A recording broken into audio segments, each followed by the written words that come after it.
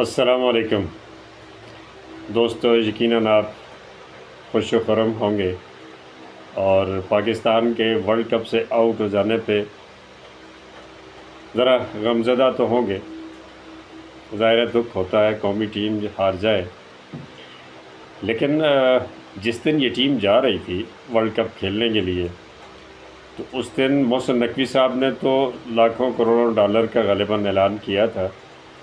لیکن حیرانگی مجھے اس وقت ہو رہی تھی جب سعودی عرب کے ایمبیسیڈر نے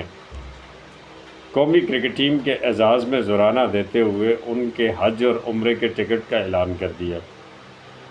تو اس کا مطلب یہ ہے کہ سعودی سفیر کو بھی پہلے سے پتہ تھا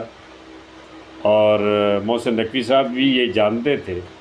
کہ اس ٹیم میں وہ دم خم نہیں ہے، تو انہوں نے خوب اعلان کر دیا تھا انعامات کا،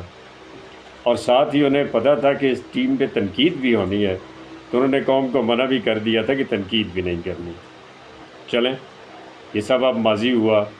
ٹیم اب ورلڈ کپ سے باہر ہے، لیکن ایک اچھی خبر اس میں سے یہ بھی ہے کہ جب ہم عید کے دن گزاریں گے تو ہم کرکٹ کے اس خوف کے اندر نہیں ہوں گے کہ پتہ نہیں ٹیم کوالیفائی کر پائے گی یا نہیں پائے گی۔ ایسا نہیں ہوگا، یقیناً ایسا ہو چکا ہے کہ ٹیم ڈسکوالیفائی ہو کے وطن واپس آ رہی ہے، تو آپ کو ان خوشیوں میں وہ غم نہیں ہوگا۔ انجوائے کیجئے، آنے والی عید کا مزہ لیجئے۔ اللہ حافظ۔